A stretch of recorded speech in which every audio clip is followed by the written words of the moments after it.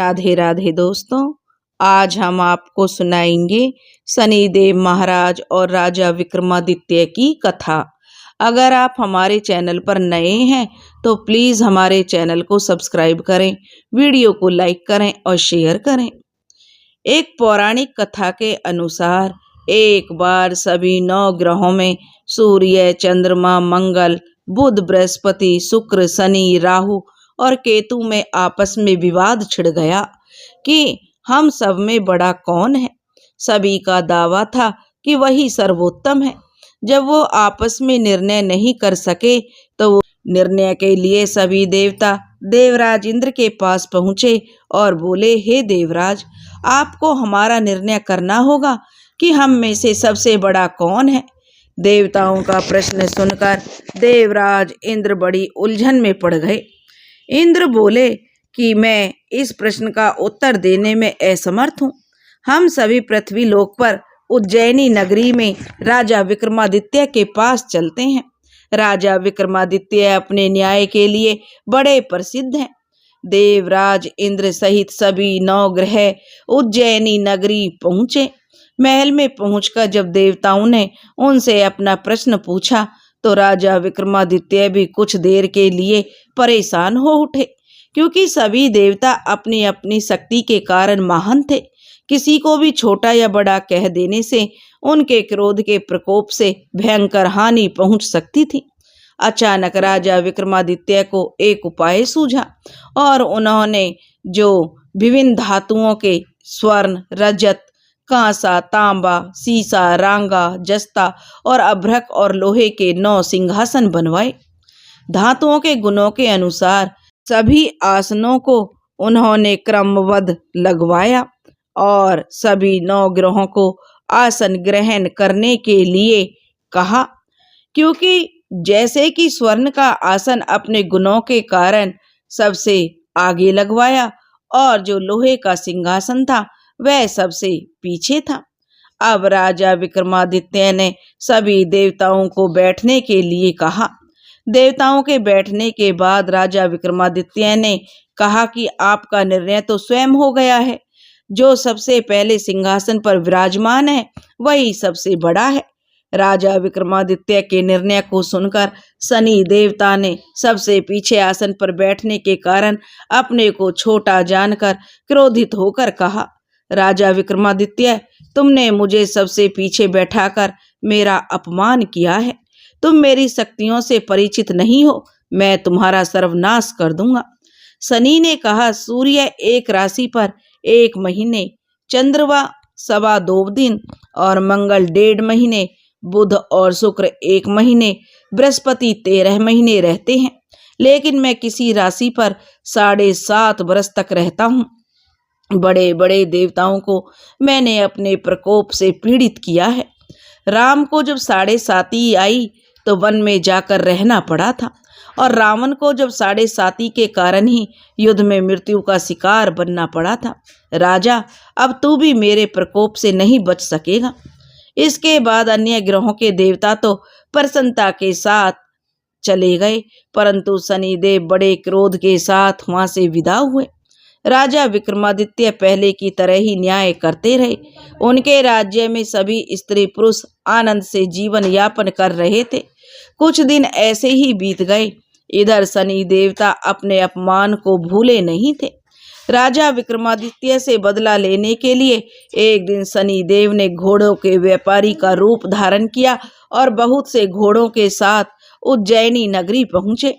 राजा विक्रमादित्य ने राज्य में किसी घोड़े के व्यापारी के आने का जब समाचार सुना तो उन्होंने अपने अश्वपाल को कुछ घोड़े खरीदने के लिए भेजा।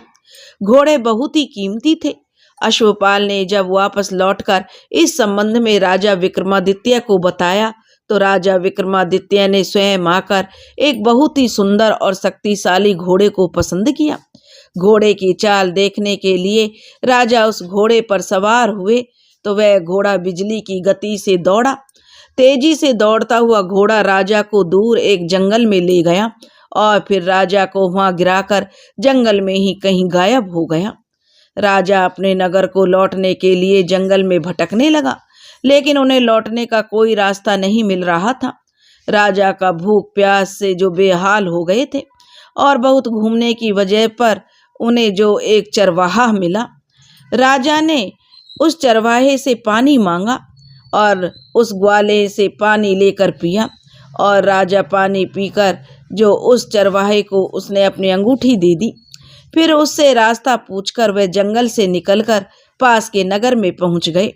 राजा ने एक सेठ की दुकान पर बैठकर कुछ देर आराम किया। उस सेठ ने राजा से बातचीत की तो राजा ने उसे बताया कि मैं उज्जैनी नगरी से आया हूँ। राजा के कुछ देर दुकान पर बैठने से सेठ जी की बहुत बिक्री हुई। सेठ ने राजा को बहुत भाग्यवान समझा और खुश होकर उसे अपने घर भोजन के लिए ले गया। सेठ के घर में सोने का एक हार खूंटी पर लटका हुआ था। राजा को उस कमरे में छोड़कर सेठ कुछ देर के लिए बाहर गया। तभी एक आश्चर्यजनक घटना घटी। राजा के देखते ही देखते सोने के उस हार को खूंटी निगल गई। सेठ ने कमरे में लौटकर हार को गायब देखा तो चोरी का संदेह राजा पर ही गया, क्योंकि उस कमरे में राजा ही अकेला बैठा था। सेठ ने अपने नौकर से कहा कि इस परदेसी को रस्सियों से बांधकर नगर के राजा के पास ले चलो। राजा ने विक्रमादित्य से हार के बारे में पूछा तो उसने बताया कि उसके देखते ही देखते खूंटी ने हार को निगल लिया। इस पर वहां के राजा क्रोधित होकर चोरी करने के अपराध में राजा विक्रमादित्य के हाथ पांव काटने का आदेश दे दिया। राजा विक्रमादित्य के हाथ पांव काटकर उसे नगर की सड़क पर छोड़ दिया गया। कुछ दिन बाद एक तेली राजा को उठाकर अपने घर ले गया और उसे अपने कोल्हू पर बिठा दिया। राजा आवाज देकर बैलों को हाँकता रहता।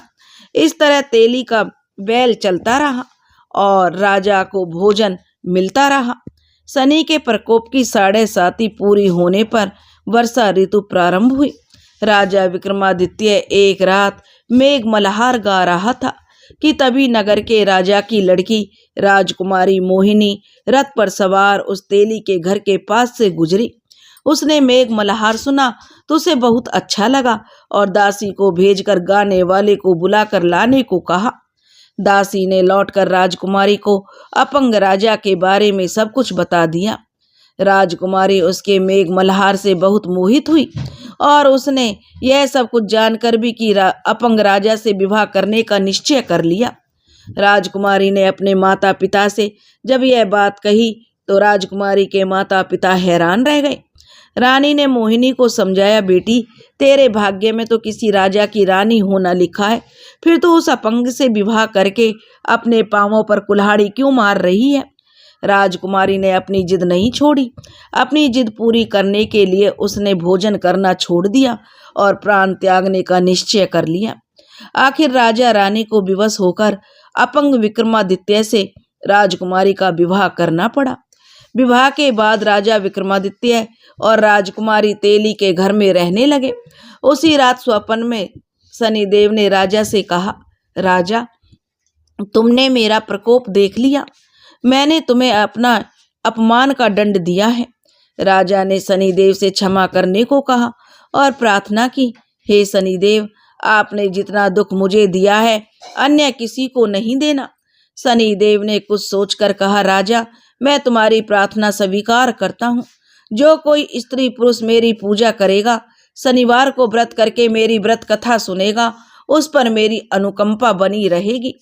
प्रातःकाल राजा विक्रमादित्य की नींद खुली तो अपने हाथ पांव देखकर राजा को बहुत खुशी हुई। उसने मनी मन शनिदेव को प्रणाम किया। राजकुमारी भी राजा के हाथ पांव सही सलामत देखकर आश्चर्य में डूब गई। तब राजा विक्रमादित्य ने अपना परिचय देते हुए शनिदेव के प्रकोप की सारी कहानी सुनाई। जब उस सेठ को इस बात का पता चला तो वह दौड़ता हुआ तेली के घर पहुंचा और राजा के चरणों में गिरकर क्षमा मांगने लगा। राजा विक्रमादित्य ने उसे क्षमा कर दिया, क्योंकि यह सब तो शनिदेव के प्रकोप के कारण हुआ था। सेठ राजा को अपने घर ले गया, उसे भोजन कराया। भोजन करते समय वहां आश्चर्यजनक घटना घटी। सबके देखते ही देखते उस खूंटी ने हार उगल दिया। सेठ जी ने अपनी बेटी का विवाह भी राजा के साथ कर दिया और बहुत से स्वर्ण आभूषण धन आदि देकर राजा को विदा किया। राजा विक्रमादित्य राजकुमारी मोहिनी और सेठ की बेटी के साथ उज्जैनी पहुंचे तो नगरवासियों ने खुशी के साथ उनका स्वागत किया। अगले दिन राजा विक्रमादित्य ने पूरे राज्य में घोषणा करवाई कि शनिदेव सब देवों में श्रेष्ठ है। प्रत्येक स्त्री पुरुष शनिवार को उनका व्रत करे और व्रत कथा अवश्य सुने। राजा विक्रमादित्य की घोषणा से शनिदेव बहुत प्रसन्न हुए। शनिवार का व्रत करने और व्रत कथा सुनने के कारण सभी लोगों की मनोकामनाएं शनिदेव की अनुकंपा से पूरी होने लगी। सभी लोग अब आनंद पूर्वक रहने लगे।